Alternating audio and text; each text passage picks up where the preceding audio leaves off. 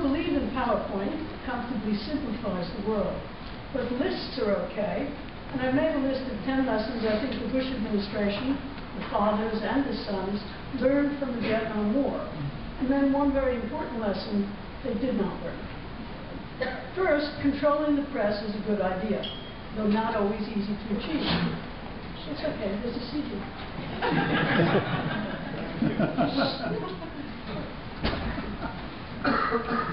The common wisdom post-Vietnam was that the press, in particular television, was responsible for the erosion of public support for the war and thus its loss.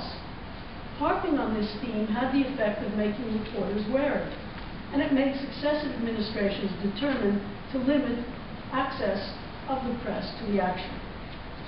In Operation Urgent Fury, some of you may remember that, it was in Grenada, in Panama, in Gulf War I, the press operated under stringent rules and through a pool of reporters. The current war perfected the technique, as you know, offering the press the opportunity to be, quote, embedded with the troops. It's a wonderful phrase. It also describes sometimes, and for some newspapers, the Washington Press Corps, embedded in Washington. Second, controlling the historical narrative is no easier than controlling the press, but it's also important. For a time, when opponents of the war used the example of the Vietnam War to denounce this one, the administration and its supporters protested. But then, and I do not suggest conspiracy here, a more effective approach emerged. The administration itself remembered Vietnam, only differently than most, though not all, historians. The U.S., in this version, really won the Vietnam War, and would have, if not for Congress and or the press and or the peace movement. Third, perhaps the most important rule responds to the widely accepted view that Americans let the troops down in Vietnam. Preemptively, even those who oppose the war in Iraq explain that they nonetheless support the troops. But this is not an easy distinction. To attack the war necessarily impugns the morality of the troops' actions and the righteousness of their sacrifices. A Doonesbury cartoon of a presidential press conference captures the difficulty brilliantly. Mr. President, this was, I think it was 2004, 2005. Mr. President, a reporter asked, you've been arguing that we must remain in Iraq to ensure that those who've given their lives didn't die in vain. What if our troops are still dying at the current rate a year from now? Will we withdraw then? No, the President answers, because if we do, all of next year's deaths will have been in vain. What about 2 years from now, or 5 years? And Bush answers, again, we'll stay the course. We cannot dishonor the upcoming sacrifices of those who are yet to die. Remember, some of them haven't even enlisted yet. If we cut and run, what kind of message would that be that we are sending? What kind of message would it be that we are sending them and their families? That they might live, the reporter asks? Dishonoring their own future deaths? I don't think so. Fourth, at all costs avoid a draft. Do not call upon the public to do more for the war effort than tolerate it, except when called upon to support the troops. Fifth, also avoid body counts.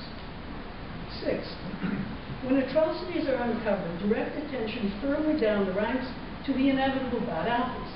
This worked in My Lai, it can be made, in fact it has worked in Iraq. Seventh, avoid language that evokes bad memories.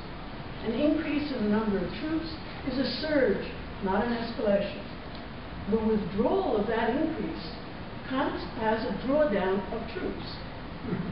When counting, don't include 48,000 mercenaries under contract. Eighth, when in trouble, up the ante. Iran is this war's Cambodia. Ninth, a war needs heroes. The only heroes in Vietnam were the returning prisoners of war, ambiguous figures at best, and in any case unavailable to serve in Operation Iraqi Freedom. It took a while, but on the model of the NYPD and the New York Fire Department, heroes of 9/11, General David Petraeus, PhD, and his circle of warrior intellectuals have emerged as reasonable facsimiles. Acceptable. and can possibly even be useful. Some military analysts believe that had counterinsurgency tactics and strategies been consistently applied in Vietnam, that war would have been won. Now, at last, under General Petraeus, those tactics are in place and have had a telling effect. To withdraw when things are going so well would be to repeat the tragedy of Vietnam, snatching defeat from the jaws of victory. So if things are going badly, you can't withdraw. If things are going well, even more you can withdraw. What, in my view, should have been learned from Vietnam, that a bad war can't be fixed except by ending it. And failing to have dealt with old bad wars means repeating them. Let me say a little more about this last point. Journalists and historians have written about the defeat of the U.S. in Vietnam. However, although the U.S. acknowledges having lost the Vietnam War, it has never acknowledged that the war it fought and lost was in many respects criminal. Defeat in a war in which criminal acts have taken place, or because it was a war of aggression or constituted a violation of international law as such, has resulted in international trials, an acknowledgement of the crimes of war and crimes against humanity committed, even the payment of reparation to its victims. Germany, Japan, Serbia come to mind. Other countries which have lost, France, Vichy France, the trial of Papon. There are many examples we can think of. And that process of dealing with the past is ongoing, as in the case of France, Japan, Germany, to name a few. As Patrick Kedokian put it in a symposium on the Vietnam War published in the Journal of American Historian, about U.S. perpetrated war crimes in Vietnam, there is still, quote, an embarrassed silence,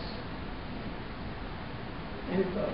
It is indeed impossible to imagine an international trial or an official national self-examination with respect to widely recognized criminal behavior of the U.S. in Vietnam or Iraq.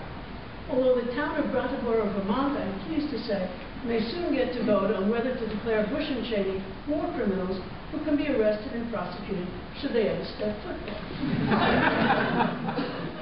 The closest the United States has ever come to a formal acknowledgement of what it had done in Vietnam was when President Jimmy Carter deemed the destruction caused by the war to both the U.S. and Vietnam to have been, quote, neutral.